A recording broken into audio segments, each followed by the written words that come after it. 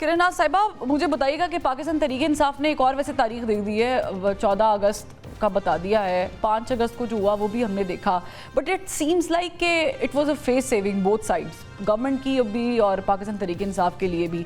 और फिर इमरान खान साहब का ये फैसला कि हम बाई इलेक्शन में जो लोग नाअहल हो गए हैं उनकी जगह कोई लड़ेगा नहीं। आप इसको सम अप करें तो कैसे देखती हैं पाकिस्तान तहरीक इंसाफ का क्या किरदार रह गया अब? अच्छा, मैं इस पे बात करती हूँ, लेकिन इससे पहले वो जो आप ब्रेक से पहले गुफ्तगू कर रही थी ना, उस पर एक कमेंट करते हुए आगे निकलना चाहती हूँ। वो जो आमिर ज़िया साहब बात कर रहे थे ना, और जो गुफ्तगू हो रही थी, तो बेसिकली जो दस्तूर में जो किरदार नज़र आता है हुकूमत का और अपोजिशन का, तो एक अगर एक स्ट्रॉन्ग अपोजिशन होती है तो हुकूमत जो है ना वो हमें काम करती हुई दिखाई देती है। लेकिन यहाँ पर तो माशाल्लाह साल 1.5 साल से ऊपर का बरसा गुजर गया है हुकूमत को इक़्तिदार में आए हुए, लेकिन यहाँ पर सारे के सारे गुडी गुडी चल रहे हैं। फिर एक पेज का भी बहुत ज़्यादा हुकूमत को मज़ा लगा हुआ है, वो उस पर उसके साथ भी बहुत मज़े से चल रहे हैं। तो और दूसरी तरफ अगर हम देखते हैं कि जहाँ पर आप अभी ब्रेक से पहले जो हम बात कर रहे थे, अवामी मसाइल की बात कर रहे थे, चीनी की बात कर रहे थे, आटे की बात कर रहे थे, ब्यूरोक्रेसी की बात कर रहे थे, तो दूसरी तरफ हम इन्हीं मेंबरान असम्बली को देखते हैं कि जहाँ पर अब सदर साहब हाउस का या वज़ीर आज़म हाउस का बजट जो है वो इतना तेज़ी से इंक्रीज़ होता है कि 124 मिलियन इजाफा 124 मिलियन का इजाफा हमें प्राइम मिनिस्टर हाउस में नजर आता है। सदर हाउस में 933 मिलियन जो है वो उसका बजट रख दिया जाता है। जो हमारे बाकी मेंबरान हैं वो 500% का इजाफा लेते हैं। और अगर उनसे सवाल किया जाए कि सर जिस मुल्क में आप रह रहे हैं, जो आज से 1.5-2 साल पहले जिसके लिए आप कहते थे कि डिफॉल्ट होने वाला है, वहां पर आप 500% का इजाफा, कोई बात नहीं, क्योंकि वो देखें वो फिर बाहर जाके मांगते भी हैं, उनको फिर वो हम तो नहीं ना मांगते जाके, या हम तो तरले मिनते नहीं करते, कोई बात नहीं, उनका इतना लेकिन उनकी दलील देखिए ना, वो ये कहते हैं कि 5-10 साल से हमारी तनख्वाहों में इजाफा नहीं हुआ, सरकारी मुलाजमीन की तनख्वाहों में इजाफा हो रहा था। लेकिन अगर आप सरकारी मुलाजमीन की तनख्वाहों से भी उनको कैलकुलेट करें तो 5%, 10%, मैक्सिमम 15 से 20% जो है वो इजाफा होता है सरकारी मुलाजमीन की तनख्वाहों में, अगर पिछले 10 साल को भी मुकम्मल तौर पर कैलकुलेट किया जाए। लेकिन यहाँ पर 500% का इजाफा हुआ है और फिर उसके बाद डिलीवरी भी हमें कुछ दिखाई नहीं देती है। तो ये अफसोस का मकाम ही दिखाई देता है। जो आगाज़ में मैंने बात की थी कि अपोजिशन का किरदार क्या होता है, अगर अपोजिशन स्ट्रांग होती है तो अल्टीमेटली हमें हुकूमत जो है वो डिलीवर करते हुए दिखाई देती है। लेकिन हुकूमत भी बड़े सुकून में है और अपोजिशन का किरदार जो पाकिस्तान में होना चाहिए वो अपोजिशन का किरदार उस तरह का है ही नहीं, वो नज़र ही नहीं आता। उनकी सियासत जो है वो एक ही, और अगर मैं स्पेसिफिकली अपोजिशन में पीटीआई की बात करती हूँ तो उनकी अपोजिशन या उनका किरदार जो है वो उनका नुक्ता सियासत एक ही है, वो इमरान खान है, इमरान खान की रिहाई है और उसी के इर्द गिर्द घूमता रहता है। और दिलचस्प बात यह है कि जिस नुक्ते के गिर्द घूमता है उस नुक्ते के साथ भी जो पीटीआई के अंदर ही मौजूद हलके हैं वो इसके साथ जो है वो हमें इंटैक्ट नज़र नहीं आते, या कह लीजिए कि वफादार उस अपने ही उस नुक्ते से नज़र नहीं आते। अब एक तरफ 5 अगस्त की बात की गई, पहले कहा गया उसका कि वो उस पीक पर लेके जाएंगे, फिर कहा कि नुक्ता अरूज ये होगा, फिर उससे ही 2-3 दिन पहले ही, अगर आपको याद हो, क्योंकि बहुत सारे लोग इस चीज़ पर क्रिटिसाइज कर रहे हैं कि 5 तारीख को कुछ नहीं कर पाए तो 14 अगस्त की डेट अनाउंस कर दी।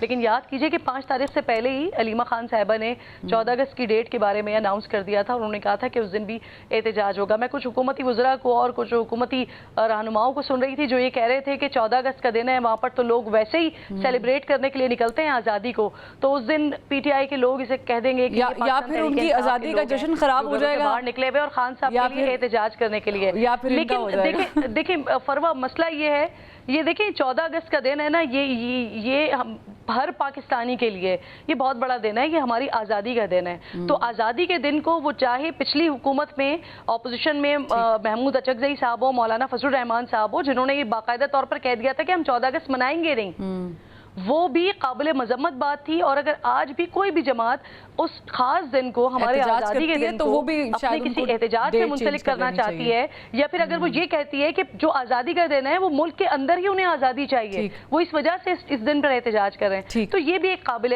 मजम्मत अमल है। तो वो चाहे पहले लोग करें या आज लोग करें, ये काबिल मजम्मत अमल है, ये होना नहीं चाहिए। 14 अगस्त के अलावा कोई और तारीख रखें, कोई और दिन रखें, उस दिन निकलें, उस दिन एहतजाज करें। और जहाँ तक बात लंबी हो रही है, डेट्स जो है वो ज़िमनी इलेक्शन की बात की, हाँ। मैं सिर्फ एक जुमले में मुकम्मल कर दूं।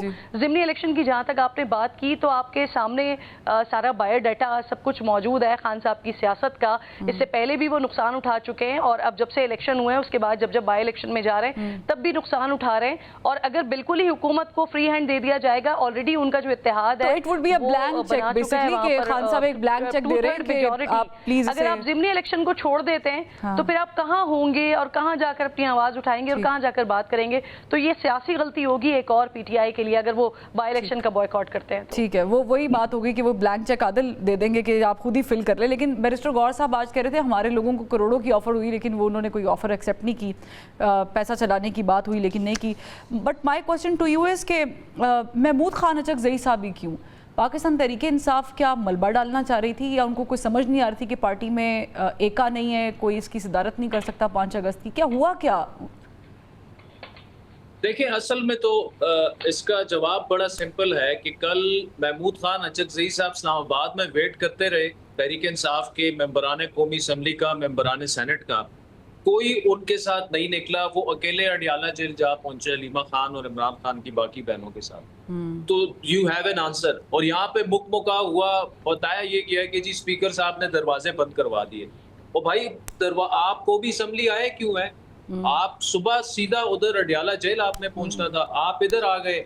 यहाँ पे बिल्कुल मैं वसूख से आपको कह रहा हूँ, हुआ ये है कि दरवाजे इन्होंने खुद बंद करवाए। अच्छा। अगर हुए भी हैं तो अगर फिर उसके बाद दरवाजे खुल गए उसके बाद आप पहुंच जाते, रात 12 बजे आप पहुंच जाते, कोई निकलने के लिए नहीं था तैयार। अच्छा, आप देखें केपी देख लें जो कि कोर बेस है, वहां पर वजीर आला साहब निकलते हैं, खुद ट्रक पे बैठ जाते हैं, 1.5 करोड़ रुपए का खर्चा हो जाता है, कारकुनान को बुलवा लेते हैं जिनकी तादाद कोई बहुत ज्यादा नहीं थी, नोइंग एक ऐसा सूबा के जिन्होंने तीसरी दफा आपने लिटरली स्वीप किया है, तीसरी टर्म आपको मिली है वहां पर, और वो तकरीर किए बगैर वहां से चले जाते हैं। फिर आप मुझे ये बताएं कि आपका मतलब कोई मेंबरान असम्बली, बैरिस्टर सलमान अकरम राजा कह रहा है कि जी अब मैं पूछूंगा इनसे कि आप लोग क्यों नहीं निकले, कहाँ थे?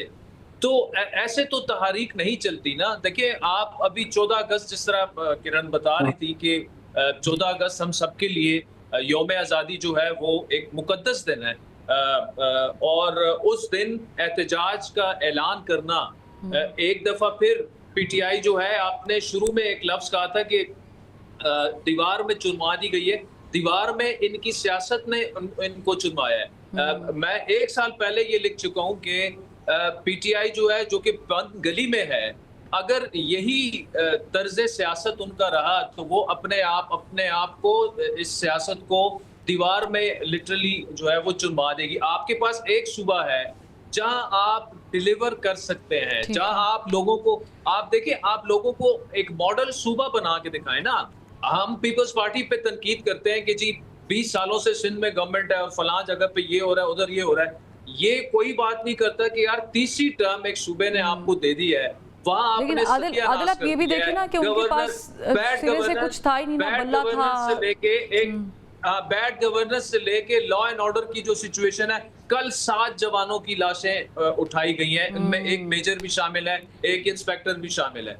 तो आप उधर तो तवज्जो नहीं दे पा रहे, ना आप अपनी तहरीक ठीक से चल पा रहे। ओपोजिशन, ग्रैंड ओपोजिशन के रास्ते में सबसे बड़ी रुकावट तहरीक इंसाफ है। आप मौलाना साहब के पास मिन्नत तरले कर ले पहुंच जाते हैं, वहां से अली अमीन उनके खिलाफ एक स्टेटमेंट दे देता है, वो इतिहाद वहीं का वहीं रह जाता है। तहरीक तहफ़्फ़ुज़ आईन पाकिस्तान ने दो दिन कामयाब एपीसी की, तहरीक इंसाफ उसका एक छोटा माइनर सा पार्ट। तहरीक इंसाफ ओपोजिशन की सबसे बड़ी जमात है। आप जब ठीक से ओपोजिशन नहीं कर सकते, एक सूबे में आप गवर्नेंस नहीं कर सकते, अपनी पार्टी का ये हाल है कि जी इमरान खान हमारी रेड लाइन है, उस रेड लाइन के लिए आप अडियाला जेल तक नहीं जा सकते, आप कौमी असम्बली के दरवाजे बंद करा देते हैं। तो जारी बात है फिर इस तरह से तो हुकूमत को बिल्कुल ब्लैंक चेक है, ओपोजिशन तो नॉन एग्जिस्टेंट है। हुकूमत पर अगर आप चीनी स्कैंडल पर बिल्कुल तनकीद कर सकते हैं, जो कि हर हुकूमत में, इमरान खान की हुकूमत में क्या चीनी का स्कैंडल नहीं आया था? ये एक माफिया है जो हर पार्टी, हर सियासी जमात जो है उसमें शामिल है, चाहे वो पीटीआई है, चाहे वो पीपल्स पार्टी है, चाहे वो पीएमएलएन है, वो अपना काम निकलवा लेते हैं। वो शुगर एक्सपोर्ट करा देते हैं कि जी बहुत ज्यादा मुल्क में डॉलर्स आएंगे और सरप्लस में है शुगर। चंद महीने बाद हमें पता चलता है ओहो मुल्क में तो शॉर्टेज आ गई है, चीनी की किल्लत हो गई है, अभी बाहर से डॉलर आते हैं उससे ज्यादा चले जाते हैं। ये मतलब एक मजाक है ना। देखिए हाँ। एक तो सिंपल काम ये करना चाहिए, हुकूमत का काम ही ये नहीं होना चाहिए आप डीरेगुलेट करें, डीरेगुलेट करें। जिसने चीनी भिजवानी है, जिसने मंगवानी है, हुकूमत का काम ही नहीं है प्राइसेस का तयन करना और ये सारी चीजें, और ये माफिया हुकूमत को ही इस्तेमाल करके, और ये माफिया हमने हर दौर में देखा है। पाकिस्तान पीपल्स पार्टी के दौर में 2008 की हुकूमत के बाद, मुस्लिम लीग नून की 2013 के बाद की हुकूमत में, इमरान खान साहब, और हम रिसेंटली देख रहे हैं। लेकिन आपकी बात का लब्बे लुबाब जो आपने तज्जिया किया है उसका यही है कि अपने ही गिराते हैं नशेमंद पर बिजलियाँ, ये पाकिस्तान तहरीक इंसाफ पर फिट बैठ